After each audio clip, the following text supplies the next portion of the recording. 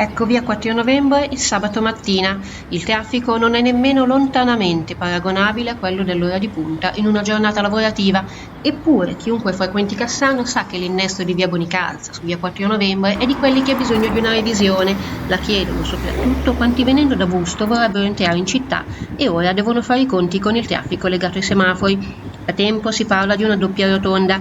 Ebbene, la speranza del comune è quella di far nascere un rondò dove un tempo stava il distributore di carburante nel corso del 2022. I soldi, 257.000 euro, sono appena stati previsti nel bilancio approvato giovedì dal Consiglio Comunale, mentre per la rotatoria attesa al posto dell'incrocio con via Dubini, a pagare sarà il nuovo supermercato che è aperto l'estate scorsa.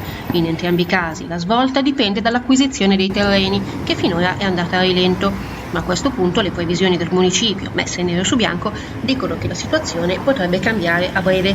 Intanto aspettano quanti loro malgrado devono utilizzare via Solferino e la Lega, che ha appena vissuto il cambio della guardia in consiglio dopo le dimissioni dell'intero gruppo, è già pronta a dare battaglia. Ai miei tempi, ha incalzato sabato mattina il neoconsigliere Arduino Verzario, le opere di urbanizzazione si facevano prima.